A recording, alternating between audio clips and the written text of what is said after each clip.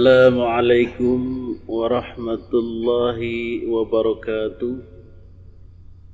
Alhamdulillahilladzi hadana lihadza wa ma kunna linahtadiya laula an hadanallah.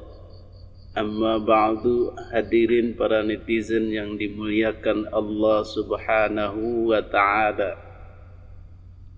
Pada kesempatan ini kita akan berbicara tentang tes DNA atau DNA test.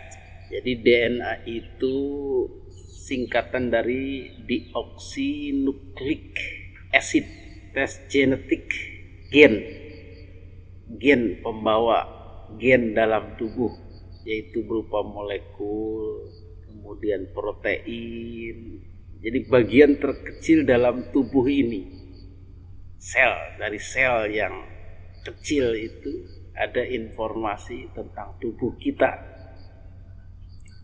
Jadi DNA inilah yang akan menentukan nantinya warna kulit, jenis rambut, tinggi badan, karakter dan lain-lain yang diturunkan dari pendahulu kita, gennya itu. Jadi DNA ini ditemukan oleh James Watson, seorang berkebangsaan Inggris, Skotlandia. Jadi dialah yang pertama kali menelusuri atau meneliti struktur kromosom, gen, molekul-molekul pada sel ini. Berarti DNA ini merupakan teknologi baru. Teknologi mengungkapkan, salah satunya yang paling bermanfaat adalah mengungkapkan ketersambungan seseorang dengan seseorang lain melalui gen dalam tubuhnya. Karena dia merupakan teknologi, maka sepanjang teknologi itu tidak bertentangan dengan agama, maka teknologi itu baik-baik saja, bagus-bagus saja untuk dipakai. Sama seperti teknologi komputer, maka dia akan mempermudah manusia melakukan pekerjaan-pekerjaannya. Teknologi pesawat terbang memudahkan manusia untuk berpindah tempat dengan cepat. Teknologi listrik memudahkan manusia untuk mendapatkan penerangan, mendapatkan alat-alat elektronik yang kemudian juga bermanfaat bagi manusia. Kemudian ada juga USG, jadi memfoto janin di dalam tubuh sang ibu secara agak detail.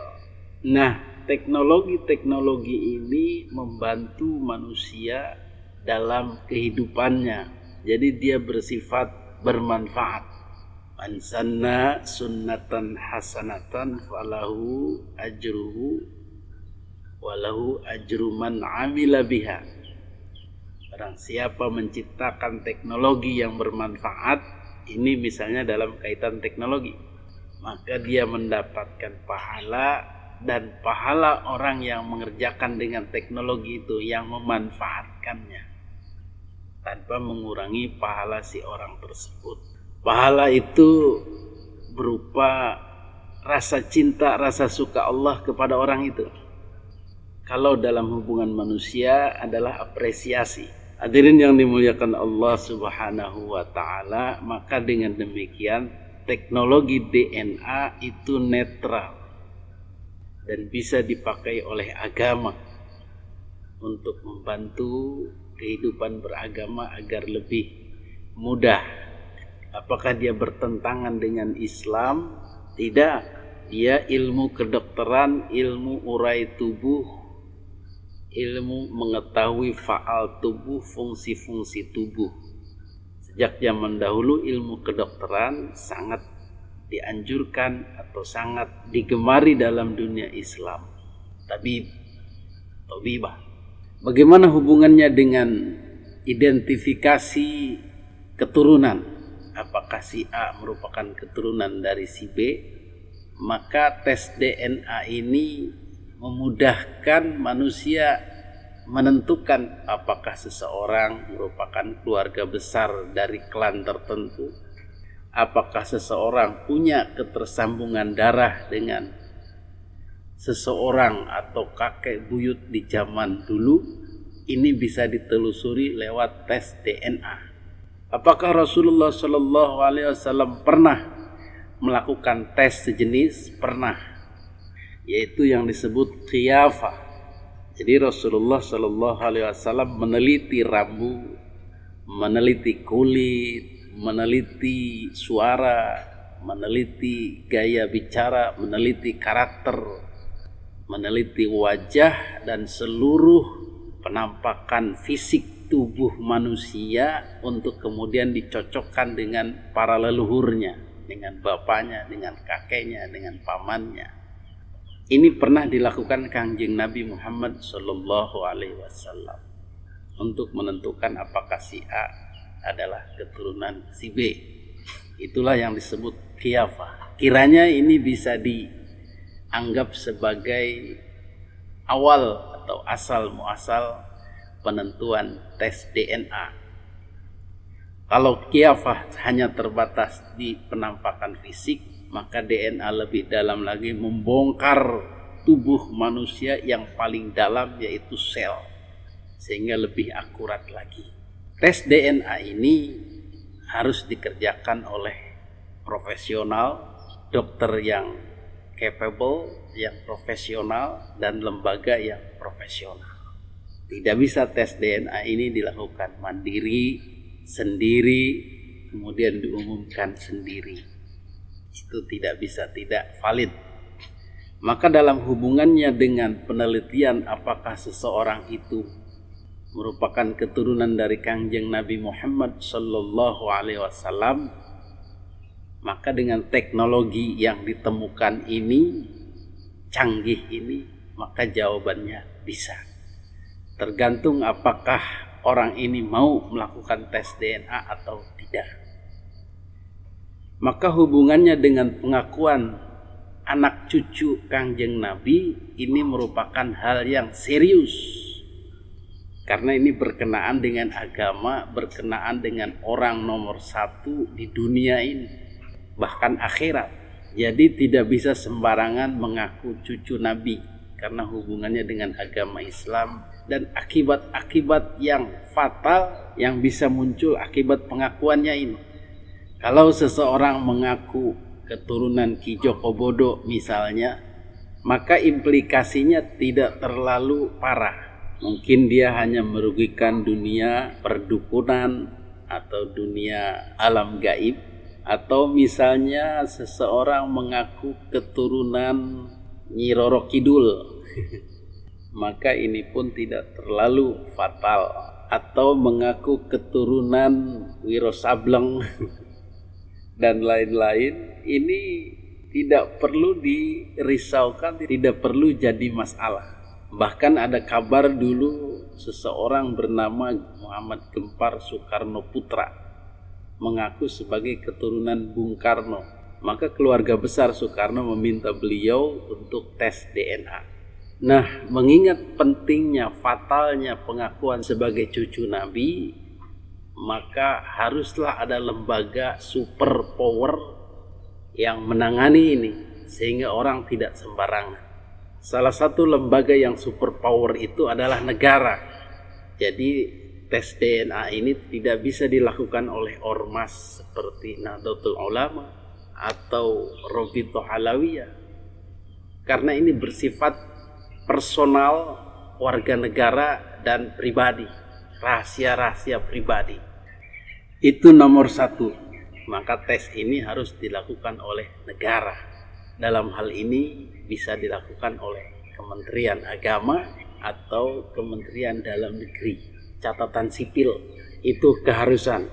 Maka dalam kasus ini Departemen Agama atau Departemen Dalam Negeri harus mengeluarkan sebuah peraturan, sebuah undang-undang yang mensyaratkan seseorang yang mengaku Habib, mengaku keturunan Nabi untuk melakukan tes DNA, dan hasilnya akan disertakan dalam keterangan di catatan sipilnya, entah itu di akta kelahiran atau di sertifikat khusus yang dibuat oleh Kementerian Dalam Negeri atau Kementerian Agama. Itu kalau ada itikat baik dari negara. Karena negara bisa bersifat memaksa. Jika seseorang tidak mau menolak melakukan tes DNA, maka dinyatakan tidak terverifikasi dan dilarang membawa-bawa nama Kangjeng Nabi Muhammad SAW. Jadi bagaimana teknisnya? Gampang saja. Dalam tes DNA itu nanti si warga tersebut akan melakukan tes hari apa, kemudian diberikan tes kitnya, peralatannya oleh dokter, kemudian dia melakukan sampel, baik itu lewat ludah atau darah oleh dokter, gampang bisa diambil. Kemudian hasilnya diolah baik di dalam negeri atau dikirim ke luar negeri, tergantung dengan siapa kementerian ini bekerja sama, dengan institusi mana kementerian ini bekerja sama. Sekarang ini banyak institusi yang menyediakan tes DNA. Kemudian setelah diolah, setelah keluar hasilnya menyatakan tersambung atau tidak, maka dibuatlah SK-nya atau sertifikatnya oleh Kementerian Agama menyatakan bahwa orang ini berketurunan nyambung kepada Kangjeng Nabi Muhammad SAW. Beres urusan. Mengenai biaya, Kementerian Agama bisa menentukan berapa biayanya. Yang bisa kita lihat secara pribadi, biayanya murninya sekitar 25 juta. Tetapi Kementerian Agama bisa menambahkan untuk biaya A, biaya B, biaya C, biaya sertifikat dan lain-lain, mungkin bisa mencapai 50 juta atau 100 juta. Nah, disinilah sebenarnya ada celah untuk manipulasi, ada celah untuk kong kaling kong, ada celah untuk korupsi. Bagaimana? Seseorang yang berani membayar 500 juta misalnya dengan syarat memanipulasi hasil tes DNA menyatakan bahwa dia keturunan Nabi Habib, maka pihak Kemenag akan mengeluarkan sertifikat terverifikasi sebagai keturunan Nabi atau cucu Nabi. Nah, ini ruang korupsinya bisa di situ. Tetapi kita mengharap bahwa orang-orang Kemenag, orang-orang pemerintahan adalah profesional dalam pekerjaannya, karena ini menyangkut kepentingan umat, kepentingan negara dan bangsa, dan dosa besar jika dia memanipulasinya. Nah, setelah si orang tersebut dinyatakan terverifikasi sebagai keturunan Nabi, maka dia dibolehkan untuk mengumumkannya atau berlaku sebagai cucu Nabi. Maka ini kemudian dipadukan dengan misalnya sertifikasi keagamaannya, sertifikasi da'inya, jika dia bekerja dalam bidang dakwah atau politik. Karena embel-embel cucu Nabi ini sangat bergengsi atau sangat berpengaruh kepada kapitalisasi politik, kepada kapitalisasi bisnis, kepada penghormatan orang-orang, dan banyak keuntungan-keuntungan lainnya yang bisa dia dapatkan dengan mempergunakan nama Nabi tersebut sebagaimana dilakukan oleh Habib-Habib yang belum terverifikasi sekarang ini. Mereka banyak menerima keuntungan atas nama Kangjeng Nabi Muhammad SAW. Maka dengan langkah ini secara pribadi orang per orang akan berusaha mendapatkan sertifikat itu, mendapatkan verifikasi dari pemerintah untuk kelancaran dakwahnya, untuk kelancaran nasabnya. Saya yakin orang per orang ini akan mau berdatang ke Kemenag untuk melakukan tes, untuk mendapatkan sertifikat dan lain-lain demi kejelasan nasabnya ini. Atau jika orang tersebut menganggap tidak penting, maka dia pun tidak akan melakukannya. Biarlah saya tidak terverifikasi sebagai keluarga Nabi dan saya tidak akan menggunakannya di depan khalayak, toh itu tidak penting bagi saya misalnya, tidak apa-apa. Tapi ketika dia menyebarkannya di muka umum, maka dia wajib melakukan tes. Sama seperti seseorang ketika mempunyai ijazah S1 sarjana, maka dia boleh mempublikasikan di belakang namanya sarjana hukum, sarjana ekonomi, sarjana teknik. Tetapi ketika dia belum mendapatkan ijazah namun sudah mempublikasikannya, mengabarkannya kepada orang-orang, maka ini harus ditindak. Ini adalah penipuan, ini adalah penyalahgunaan.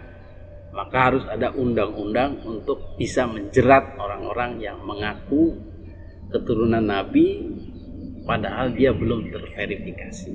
Itulah seharusnya yang negara lakukan untuk mengatur warga negara ini agar tidak semena-mena mempergunakan nama besar orang besar untuk kepentingannya. Jadi sekali lagi negara harus mau, harus bisa, harus bertindak untuk mengatur hal ini. Insya Allah akan rapi. Mudah-mudahan pihak negara dalam hal ini Kementerian Agama atau Kementerian Dalam Negeri bisa segera memikirkan dan mengatur masalah-masalah ini demi ketentraman, demi kebaikan warganya. Hadanallah wa iyyakum ajma'in. Assalamualaikum warahmatullahi wabarakatuh.